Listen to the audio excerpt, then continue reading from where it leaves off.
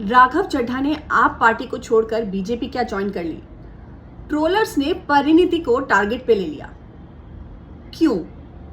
ये रीजन अभी तक समझ नहीं आ रहा कि एक पॉलिटिकल इश्यू हुआ, राघव चड्ढा ने आप पार्टी को छोड़ा, वो बीजेपी को ज्वाइन किया उन्होंने जाके।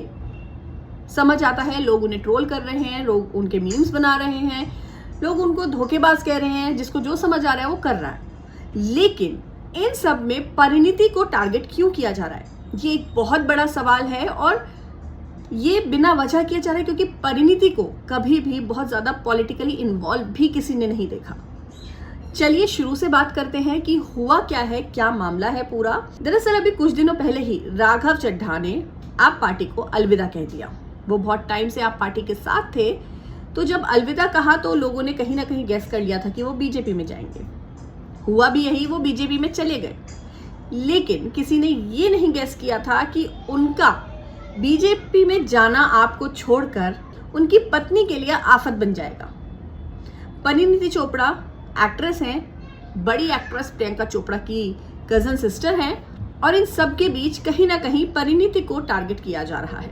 आप पार्टी के एक नेता ने तो ये तक कह दिया कि परिणीति और राघव चड्ढा की शादी हुई आपकी वजह से ही है।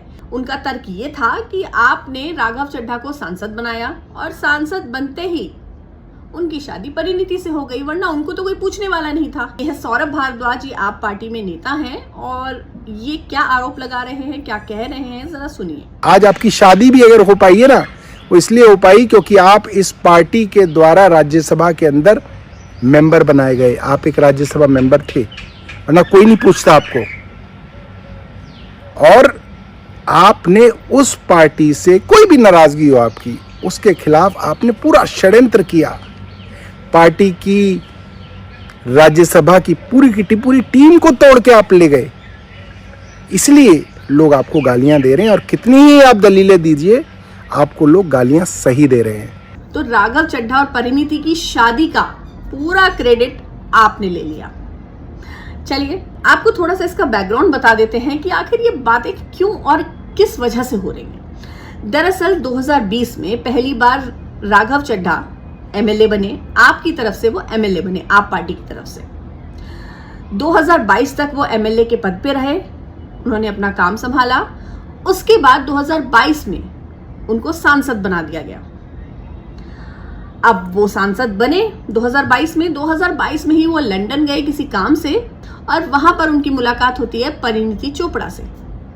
उस टाइम वो बड़ी फिल्म स्टार थी, दोनों की मुलाकात होती है, दोनों को प्यार होता है, और 2023 में वो दोनों शादी कर लेते हैं। तो यही वजह है कि आप पार्टी पूरा क्रेडिट ले रही है कि हमारी वजह से, क्योंकि 2022 में हमने इन्हें सांसद बनाया था, और सांसद जब ये बने तो परिणीति चोपड़ा उस टाइम एक्ट्रेस थी, तो उनके वो लेवल के हो गए, तो इस वजह से दोनों की शादी हो गई। वरना इनको पूछता कौन?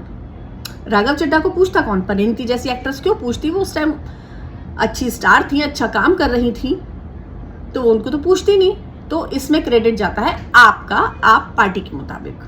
तो अब आगे बात करते हैं। अब आप पार्टी के ही एक एक्स नेता सामने आए हैं, उन्होंने सौरभ भारद्वाज को तगड़ा जवाब दिया है।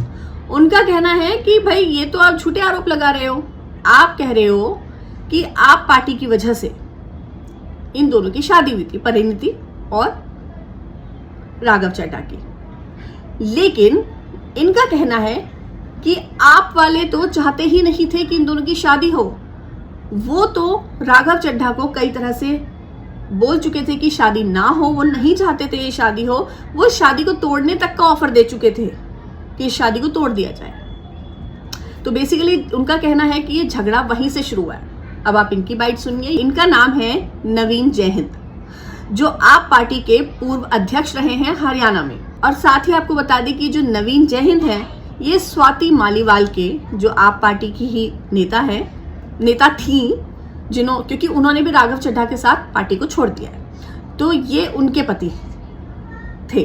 दोनों का डाइवोर्स हो चुका है, और अब ये आरोप लगा रहे हैं, ये क्लियर कर देती हूँ, ये आप पार्टी के भी एक्स नेता हैं और ये स्वाति मालीवाल के एक्स हस्बैंड हैं। और ये बोल रहे हैं कि सौरभ भारद्वाज जो बोल रहे हैं वो सरासर गलत है। उनके मुताबिक परिणीति चोपड़ा और राघव चड्ढा की शादी तो ये कभी होने देना ही नहीं चाहते थे, और इस टाइम ये गलत बयानबाजी कर रहे हैं। तो चलिए इनकी बाइट सुन लेते हैं। अभी आपने एक वीडियो देखी होगी जिसमें कि पूर्व मंत्री आम आदमी पार्टी सौरभ वो कह रहा है कि राघव चड्ढा की शादी ही इसलिए हुई है कि वो एमएलए एमपी बनाया, उसको सुपर सीएम बनाया पंजाब का। लेकिन उसने ये नहीं बताई कि उसकी शादी करवानी थी, इसीलिए उसको एमएलए बनाया गया, उसको फिर एमपी बनाया गया, उसके बाद फिर सुपर सीएम बनाया गया पंजाब का। वो शादी गलत जगह हुई और शादी परिणीति चोपड़ा से नहीं होनी थी, बस इतना ही उसमें डिफरेंस हुआ। मैं ये पूछना चाहता हूं मेरे भाई सौरव, पूर्व मंत्री जी, आप ये क्यों नहीं बता रहे कि जब सगाई हुई थी परिणीति के साथ, झगड़ा तो वहीं से शुरू हुआ था। उसको ये कहा गया सगाई होने के बावजूद भी वो भी बता दे कि शादी तोड़ ले, सगाई तोड़ ले। उसके बाद भी जब शादी भी होगी तो भी उसको ऑफर था कि तलाक ले ले, शादी तोड़ ले। और वही सौरव, आप तो राघव चड्ढा का तौलिया उठाए फिरते थे और चद्दर बिछाने के लिए तैयार बैठे होते, भूल गए क्या उस बात को? और मैं सिर्फ ये कहना चाहता हूं, ये इतना राजदार मालदार क्यों था वो आप सब लोगों को अब पता चल गया होगा। और मैं राघव चड्ढा को कहना चाहता हूं, आज राघव चड्ढा की एक वीडियो आई है, वो बता रहा है कि ये रीजन थे, ये रीजन थे। अरे अब तो सच बता दे, अब क्यों डर रहा है मेरे भाई? अब तो खोल दे पोल, अब भी क्यों डर रहा है? बता दे सारी सच कि क्या क्या हुआ है, क्यों हुआ है, सारे कारण पता है आपको।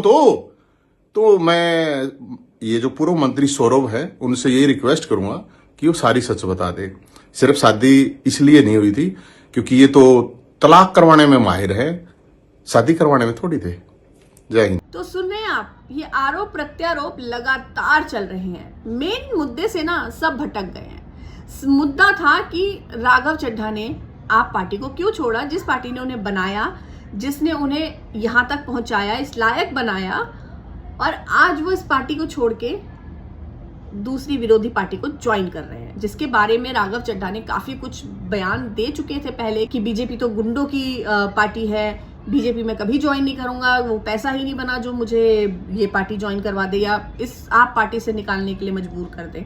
तो उसके लिए उनकी ट्रोलिंग होना कहीं ना कहीं जायज है कि उनके अपने बयान थे और अब वो उस बयानों से पलट गए हैं, और कुछ ज्यादा पुराने नहीं थे, कुछ साल पहले के ही बयान थे। तो अब आप मान के चलिए कि उनकी ट्रोलिंग हो रही है, चलिए ठीक है, ओके। लेकिन परिणीति चोपड़ा को क्यों टारगेट कर रही है? ना वो पॉलिटिकली ज्यादा इन्वॉल्व रहती हैं, ना उन्होंने कोई बयानबाजी करी अपने हस्बैंड के पार्टी छोड़ने पर या ज्वाइन करने पर, तो उनकी ट्रोलिंग क्यों हो रही है? परिणीति को क्यों घसीटा जा रहा है? यही नहीं, आपको बता देंगे प्रियंका चोपड़ा भी इस टॉपिक में ना बीच में कहीं ना कहीं आ गई हैं, और उनको लाने वाली हैं नवजोत सिंह सिद्धू की पत्नी नवजोत कौर सिद्धू।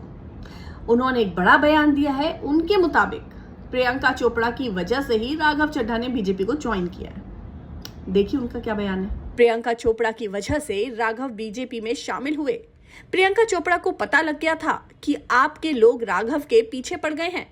प्रियंका चोपड़ा ने राघव चड्ढा को अपनी बहन परिणीति चोपड़ा के कारण बचाया। उन्हें पहले से पता लग गया था कि राघव चड्ढा आम आदमी पार्टी से निकलने वाले हैं। तो ये सब देख के तो ना यही लग रहा है कि लोग मेन मुद्दे से भटक चुके हैं, सब घूम फिर के परिणीति चोपड़ा पर आ गए हैं, क्योंकि वो कहीं ना कहीं बॉलीवुड से जुड़ी हुई हैं, बड़े खानदान से जुड़ी हुई है, प्रियंका चोपड़ा के साथ जुड़ी हुई है। तो उनका जब नाम आता है ना तो चीजें और पॉपअप हो जाती हैं और बढ़ जाती हैं, ग्रैंड लगती हैं।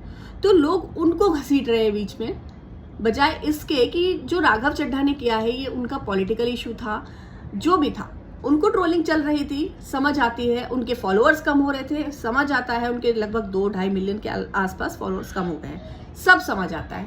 लेकिन तो परिणीति चोपड़ा को इस तरह से टारगेट करना ये समझ से परे है।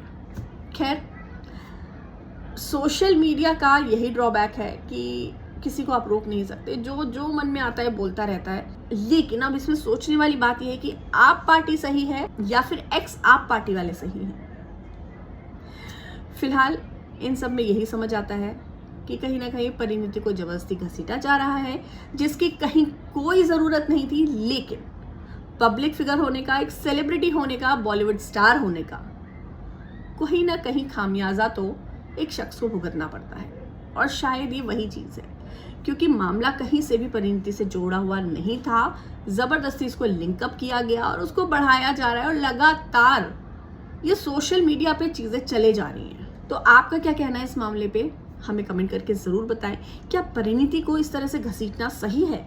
क्या राघव चड्ढा द्वारा लिए डिसीजन पर परिणीति की ट्रोलिंग सही है? तो हमारे चैनल को सब्सक्राइब करना ना भूलिएगा और कमेंट करके हमें जरूर बताइएगा।